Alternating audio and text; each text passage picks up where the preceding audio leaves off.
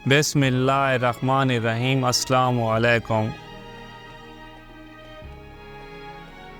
Baghdad کے شرین لڑکے پاگل ہے کا شور مچاتے ایک شخص کے پیچھے دوڑتے جا رہے تھے۔ وہ پریشان حال شخص بار بار موڑ کر انہیں منع کرنے کی کوشش کرتا رہا، لیکن وہ کسی طور نہیں مانتے تھے۔ کوئی اسے پتھر مارتا تھا، کوئی اس کے کپڑے کھینچتا تھا، کوئی پاگل ہے کہہ کر اسے چھیڑتا تھا۔ وہ انہیں منع کر کر کے تھک گیا تو اس نے ہاتھ جوڑ دیا اور ننھے شیطانوں سے بولا، خدا کے لیے میرا پیچھا چھوڑ دو، میں پاگل نہیں ہوں۔ اس کی آواز پست ہو گئی اور اس کی آنکھوں میں آنسو آ گئے۔ لڑکے کھلکھلا کر ہنس پڑے۔ ان میں سے ایک شریر بولا، سارے ہی پاگل اس طرح کہتے ہیں۔ دوسرے نے لقمہ دیا، تم تو شکل ہی سے پاگل نظر آتے ہو، پھر بھی کہتے ہو کہ میں پاگل نہیں۔ پاگلوں کے سر پر سینگ تو نہیں ہوتے، کوئی اور بولا، اور سب اسے چھیڑنے اور تنگ کرنے لگے۔ ٹھہر جاؤ تم شیطان کے چیلو، میں ابھی تمہیں سیدھا کرتا ہوں، ایک کڑکدار آواز سنائی دی تو لڑکوں نے مڑ کر دیکھا۔ بہلول اپنا عصا لہراتا چلا آتا تھا۔ تم لوگوں کو شرم نہیں آتی؟ ایک شریف آدمی کو تنگ کرتے ہو، وہ غصے سے بولا۔ تمہیں ذرا خوف خدا نہیں ہے؟ بیچارے اجنبی کو پریشان کر کے رکھ دیا، چلو بھاگو یہاں سے۔ اس نے غصے سے لاٹھی اٹھائی تو لڑکے بھاگ گئے۔ اس شخص کی جان میں جان آئی۔ اس نے اپنا لباس درست کیا اور ہانپتا ہوا بولا، آپ کی بہت مہربانی، اگر آپ نہ ہوتے تو یہ شریر لڑکے مجھے سچ مچ پہ ہی پاگل کر دیتے۔ اس کی آنکھیں بھیگ گئی۔ بہلول نے اس کی جانب دیکھا، وہ شکل و صورت اور لباس سے اجنبی معلوم ہوتا تھا۔ اس کے چہرے پر پریشانی تھی۔ بہلول نے ہمدردی سے پوچھا، بھائی تم اجنبی معلوم ہوتے ہو، ہمارے اس شہر نے تم پر جو ظلم کیا ہے، کچھ تو میں نے اپنی آنکھوں سے دیکھ لیا ہے، اور کچھ تم سنا دو کہ جس نے تمہاری آنکھوں میں آنسو بھر دیے ہیں۔ اس شخص نے ایک آہ بھری، آپ درست فرماتے ہیں، اس شہر نے مجھے پاگل بنانے میں کوئی کسر نہیں چھوڑی۔ میں چند روز پہلے ہی یہاں آیا ہوں، میرے پاس کچھ جواہرات اور سونے کے سکے تھے، وہی میری جمع پونجی تھی۔ میں نے اس خوف سے کہ کہیں اجنبی شہر میں لٹ نہ جاؤں، وہ جواہرات ایک عطار کے پاس امانت رکھوا دیے تھے، مگر افسوس کہ آج جب میں نے اس سے اپنی امانت کا مطالبہ کیا تو وہ مکر گیا۔ اس نے مجھے برا بھلا کہا اور شرین لڑکوں کو یہ کہہ کر میرے پیچھے لگا دیا کہ میں پاگل ہوں۔ اس کے آنسو بہہ نکلے۔ بہلول نے اسے تسلی دی، بھائی مجھے بہت افسوس ہے کہ اس شہر میں تمہارے ساتھ ایسا سلوک ہوا ہے، لیکن تم فکر نہ کرو، تمہاری امانت تمہیں ضرور ملے گی۔ مجھے یقین تو نہیں آتا وہ عطار حد درجہ چلاک اور مکار ہے، لیکن امید پر دنیا قائم ہے، مایوسی کفر ہے، اس لیے میں بھی اپنی ٹوٹی آس پھر جوڑ لیتا ہوں۔ اگر آپ میری جمع پونجی مجھے دلوا دیں تو میں عمر بھر آپ کو دعائیں دوں گا، اجنبی نے کہا۔ بھائی تم نے سچ کہا ہے کہ مایوسی کفر ہے، تم فکر نہ کرو، تمہاری امانت تمہیں ضرور ملے گی۔ بہلول نے بڑے یقین سے کہا، خدا آپ کا بھلا کرے، اجنبی بولا۔ اچھا اب تم اس طرح کرو کہ مجھے اس عطار کا پتہ دو، کل اسی وقت تم پھر اس عطار کی دکان پر آنا اور اس سے اپنی امانت کا مطالبہ کرنا۔ بہلول نے اسے ہدایت دی۔ نہیں جناب، اب میں اس مکار کی دکان پر نہیں جاؤں گا، پہلے ہی اس نے میرے ساتھ کیا کچھ نہیں کیا، اجنبی نے گھبرا کر کہا۔ پوری بات تو سن لو یار، تمہیں اس قدر گھبرانے کی ضرورت نہیں، میں اس کی دکان پر پہلے سے موجود ہوں گا، یہ میرے ذمے کہ وہ تمہیں کچھ نہیں کہے گا، بہلول نے زور دے کر کہا۔ اگلے روز بہلول اس عطار کی دکان پر پہنچا، اس کے ہاتھ میں ایک تھیلی تھی۔ وہ اسے سلام کر کے بولا، جناب میں کچھ عرصے کے لیے خراسان جا رہا ہوں، دور کا سفر ہے، خدا معلوم واپس آؤں یا نہ آؤں، راہ میں چور ڈاکوں کا بھی خطرہ ہے۔ یہ میری جمع پونجی، کچھ جواہرات اور 30,000 اشرفیاں ہیں، آپ انہیں میری امانت سمجھ کر رکھ لیں۔ اگر میں 3 ماہ بعد واپس آ گیا تو اپنی امانت لے لوں گا، اگر مجھے واپس آنا نصیب نہ ہوا تو آپ اس رقم سے کوئی مسجد بنوا دیجیے گا، بہلول نے سنجیدگی سے کہا۔ عطار نے تھیلی ہاتھ میں لی، اس کا بوجھ محسوس کر کے وہ دل ہی دل میں خوش ہوا اور بولا، جناب آپ کا کہا سر آنکھوں پر، آپ بدشگونی کی باتیں نہ کریں، انشاءاللہ آپ ضرور واپس آئیں گے اور اپنی امانت اس طرح محفوظ پائیں گے۔ میں آپ کا بے حد مشکور ہوں، آپ نے میری پریشانی دور کر دی، بہلول نے تھیلی اس کے حوالے کر دی۔ اسی وقت وہ اجنبی بھی دکان پر پہنچ گیا اور بولا، جناب میں نے جو امانت آپ کے پاس رکھوائی تھی، براہ کرم اسے عنایت فرما دیجیے۔ عطار سوچنے لگا کہ اسے کیا جواب دے۔ اگر وہ انکار کرتا تو بہلول مشکوک ہو سکتا تھا، کیا خبر وہ اپنی امانت واپس لے جائے اور کسی دوسرے کے پاس رکھوا دے۔ بہلول کی تھیلی اس کی تھیلی سے زیادہ وزنی ہے۔ بہلول خلیفہ کا رشتہ دار بھی ہے، اس کو اکثر و بیشتر خلیفہ سے نذرانے ملتے رہتے ہیں، یقیناً اس کے جواہرات زیادہ قیمتی ہوں گے۔ یہ سوچ کر اس نے اپنے ملازم سے کہا کہ وہ اجنبی کو تھیلی لا کر دے دے۔ اس شخص نے تھیلی لی اور دعائیں دیتا وہ چلا گیا۔ بہلول بھی عطار کو خدا حافظ کہہ کر رخصت ہو گیا۔ عطار نے بے قراری سے وہ تھیلی کھولی تاکہ اس کی مالیت کا اندازہ کر سکے۔ یہ دیکھ کر اس کی آنکھیں کھلی کی کھلی رہ گئیں کہ تھیلی میں لوہے اور کانچ کے ٹکڑے بھرے ہوئے تھے۔ ایک مرتبہ ایک کارواں سرائے میں بھٹیارے اور ایک ہندوستانی سوداگر کا جھگڑا ہو رہا تھا۔ دونوں میں زبردست تو تکرار ہو رہی تھی۔ باقی مسافر جو سرائے میں ٹھہرے ہوئے تھے انہوں نے آ کر پوچھا کہ کیا معاملہ ہے۔ بھٹیارے نے غصے سے کہا، دیکھیے جناب، یہ عجیب شخص ہے کہ کھانا کھا لیا اور قیمت ادا کرتے ہوئے اسے موت آتی ہے۔ ہم یوں ہی مفت خونوں کے پیٹ بھرنے لگے تو کل کو بھیک مانگتے پھریں گے۔ ایک مسافر نے سوداگر کی طرف دیکھا، جناب آپ خاصے معقول اور آسودہ حال نظر آتے ہیں، آخر آپ اس غریب آدمی کے پیسے کیوں نہیں ادا کر دیتے؟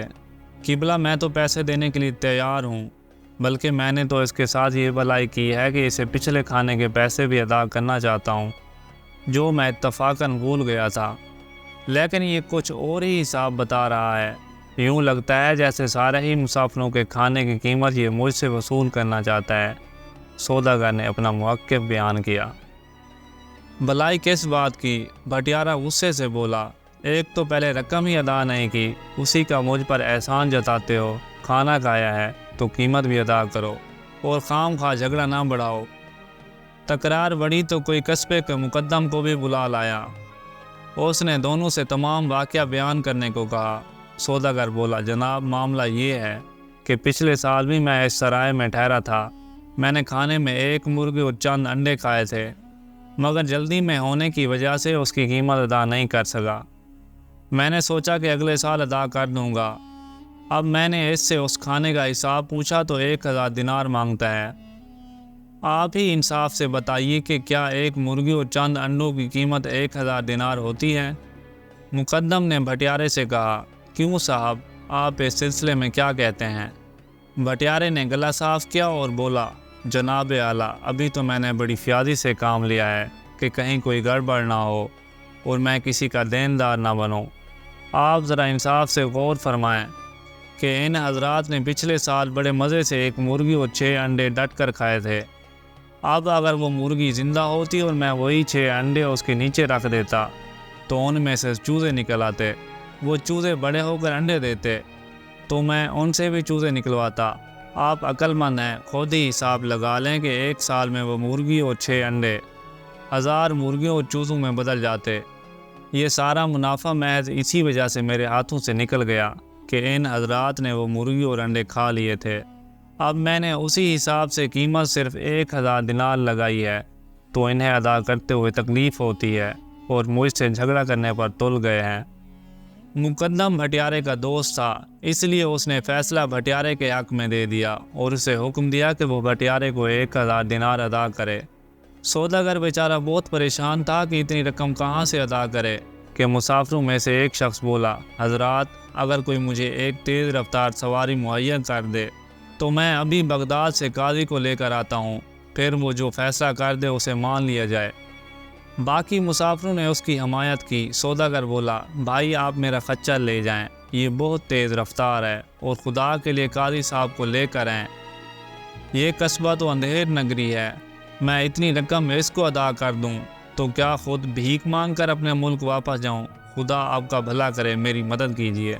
اس شخص نے خچر لیا اور برق رفتاری سے بغداد کی سمت روانہ ہو گیا۔ شہر چند کوس کے فاصلے پر تھا۔ وہ جلدی ہی واپس آ گیا اور بولا، قاضی صاحب کچھ مصروف تھے، انہوں نے آدھے گھنٹے تک آنے کا وعدہ کیا ہے، آپ لوگ انتظار کیجیے۔ ایک ایک کر کے منٹ گنے جانے لگے۔ لوگ بے چینی سے اس راستے کی طرف دیکھنے لگے جس طرف سے قاضی صاحب کو آنا تھا۔ آدھا گھنٹہ گزرا، پھر 1 گھنٹہ ہوا۔ لوگوں کی بے چینی بڑھی۔ सौदागर की परेशानी का ठिकाना नहीं था और भटियारा मूछों को ताव देता खुश खुश फिर रहा था। वक्त और गुजरा और 1.5 घंटा हो गया। अचानक बगदाद की तरफ से आने वाले रास्ते पर एक टोपी नजर आई। फिर गुदड़ी में लिपटा एक दरवेश नमूदार हुआ। काजी साहब आ गए, काजी साहब तशरीफ़ ले आए। उस मुसाफिर ने खुशी से नारा मारा। लोग एहतरामन उठ गए और उन्होंने हैरत से उस दरवेश को देखा जिसका नाम बहलोल था। वो अपने गधे से उतरा और अपना आसार टेकता दरमियान में आ बैठा और बोला, हजरात, मैं माजरत ख्वाह हूँ कि मुझे यहाँ पहुँचने में ताख़ीर हो गई। मुझे इस झगड़े की इतला मिल गई थी मगर मैं जल्दी नहीं आ सकता था। दरअसल मैं मुकदमों के फ़ैसले करने के अलावा काश्तकारी भी करता हूँ। आज जब आपका पैगाम मुझे मिला तो मैं गेहूं के बीज उबाल रहा था, क्योंकि आप जानते हैं कि गेहूं के बीज उबाल लिए जाएं तो पैदावार अच्छी होती है। बस वो बीज उबालते उबालते ही मुझे इतनी देर हो गई। मैं एक बार फिर आपसे माफ़ी का ख़ास्तगार हूँ। मुकद्दम और हाज़रीन हैरान हुए। भटियारे ने गुस्से से कहा, जनाब, आप कैसे काजी हैं जो गेहूं के बीजों को उबाल कर बोते हैं? आपने मुकदमे का फ़ैसला क्या करना है? क्यों नहीं जनाब, मैं बिल्कुल दुरुस्त फ़ैसला करूँगा इंशाअल्लाह। और गेहूं उबालने पर आपको ताज्जुब क्यों है? आपके यहाँ तो भुनी हुई मुर्गियाँ भी अंडों पर बैठती और चूज़े निकालती हैं, तो उबले हुए गेहूं क्यों ना हरे होंगे? लोग चौंक गए। मुकद्दम भी अपनी जानिबदारी पर शर्मिंदा हुआ और बोला, सुभान अल्लाह, हजूर, आपने तो बात ही बात में फ़ैसला कर दिया। नहीं, अभी फ़ैसला होना बाकी है, और वो ये है कि भटियारा और सौदागर अपने दिल से रंजिश निकाल दें और दोनों गले मिलें, और भटियारा आइंदा भुनी हुई मुर्गियों की औलादों की कीमत मुसाफिरों से ना वसूल किया करे। नाजरीन, एक मरतबा बहलोल बाज़ार से गुजर रहा था कि एक शख्स ने दामन पकड़ लिया। बहलोल ने उसकी तरफ देखा। क्या बात है भाई, मुझे क्यों रोका है? वो परेशानी से बोला, जनाब शेख बहलोल, खुदा के लिए मेरी मदद कीजिए वरना मैं बेमौत मारा जाऊंगा। क्यों, खैरियत तो है? बहलोल ने पूछा। बस खैरियत ही तो नहीं है, मेरी इस ज़बान ने आज मुझे मरवा दिया है। मैंने अपनी मौत का सामान खुद अपने हाथों किया है। वो ताज्जुब से कहने लगा। बताओ तो सही क्या हुआ है? बहलोल ने इस्तफसार किया। क्या बताऊं जनाब, अपनी हमाकत का हाल अपनी ज़ुबान से किस तरह कहूँ। दरअसल हुआ यूँ कि हाकिम कोफा की खिदमत में किसी ने एक बेहद खूबसूरत गधा पेश किया। सब लोग उसकी तारीफ़ करने लगे। कोई कहता था कि ये बहुत आला नस्ल का गधा है, कोई कहता था कि उसे खूब सुधाया गया है, कोई कहता था कि ये बहुत चाक व चौबंद और मुस्तैद है। मेरे मुंह से कहीं निकल गया कि ये गधा तो इतना दानिशमंद है कि इसे पढ़ाया जा सकता है। बस मेरा इतना कहना था कि हाकिम कोफा ने मेरी बात पकड़ ली। मेरे मुखालफों ने उसे और हवा दी, यहाँ तक कि हाकिम कोफा ने मुझे हुक्म दे दिया कि मैं गधे को पढ़ाऊँ और अपना कौल सच करके दिखाऊँ। अगर मैं इसमें कामयाब हो गया तो मुझे इनाम व अकराम दिया जाएगा, और अगर मैं कामयाब ना हुआ तो मेरी गर्दन मार दी जाएगी। मैं सख्त मुसीबत में हूँ। भाई बहलोल, मेरी जान पर बनी है, खुदा के लिए कोई सूरत पैदा करो कि मैं बच जाऊँ। बहलोल बोला, भाई गम ना कर, मैं तुझे एक तरकीब बता दूँगा, आगे जो अल्लाह को मंजूर। मुकर्रर मुद्दत बाद हाकिम कोफा ने उसे तलब किया। वो गधे को लेकर उसके दरबार में पहुँचा। सारा दरबार भरा हुआ था और लोग बड़े शौक़ से देख रहे थे कि पढ़ा लिखा गधा क्यों कर अपने फ़न का मुज़ाहरा करता है। उस शख्स ने गधे के सामने किताब रखी। गधा सफ़े उलटने लगा। आहिस्ता आहिस्ता वो तमाम सफ़े उलट गया, और जब किताब बंद कर चुका तो उसने ज़ोर से पुकारा, ढींचों ढींचों ढींचों। हाज़रीन और हाकिम हैरान रह गए। उन्होंने तस्लीम कर लिया कि गधा तमाम किताब पढ़ चुका है और अपनी ज़बान में उसका ऐलान कर रहा है। हाकिम ने उस शख्स को भारी इनाम व इकराम दिया। वो खुश खुश वापस आया और बहलोल की खिदमत में पहुंचा। जनाब शेख बहलोल साहब, ये इनाम व इकराम ये सब आपका हक़ है। अगर आप मुझे वो तरकीब ना बताते तो मैं अपनी जान से भी जाता। नहीं भाई, ये इनाम व इकराम तुम्हें ही मुबारक हो। मैंने तो सिर्फ तरकीब बताई थी, गद्दे के साथ मेहनत तो तुमने की। हज़रत बहलोल ने बेनियाजी से कहा। करीब ही खड़ा हुआ एक शख्स बोला, भाई वो तरकीब क्या है जिसने गधे को सारी किताब पढ़वा दी? वो शख्स हंसा और बोला, अब तो मेरी जान बच गई है, सो इस तरकीब को बता देने में कोई हर्ज नहीं। کہ جس کو اپنے گدھے کو پڑھوانا ہو وہ اس طریقے سے پڑھائے۔ ہاں بھائی بتاؤ، دوسرا شخص پوچھنے لگا۔ سنو بھائی، وہ کتاب جو گدھے کو پڑھانی ہو اس کے درمیان میں جو رکھ دو، گدھے کو دن بھر بھوکا رکھو اور شام کو وہی کتاب اس کے سامنے رکھ دو۔ بھوکا گدھا کتاب کے صفحے الٹتا جائے گا اور جو کھاتا جائے گا۔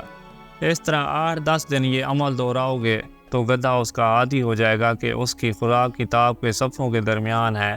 اب جس وقت بھی گدھے سے کتاب پڑھوانے کا مظاہرہ کروانا ہو تو اسے بھوکا رکھو اور کتاب کے درمیان جو بھی نہ رکھو۔ اب گدھا یہی سمجھے گا کہ صفوں کے درمیان جو رکھے ہوئے ہیں۔ وہ بھوک سے بےتاب ہو کر صفحے الٹتا جائے گا۔ آخری صفحے تک جب اسے جو نہیں ملے گی تو وہ ڈھینچوں کر کے اعلان کر دے گا کہ اس نے ساری کتاب پڑھ لی ہے۔ اللہ پاک سے دعا ہے کہ اللہ پاک تمام انسانوں کی پریشانیاں دور کرے، ان پر اپنی رحمتوں کے سائے رکھے اور ہمیں ہر برائی سے بچائے۔ آمین یا رب العالمین۔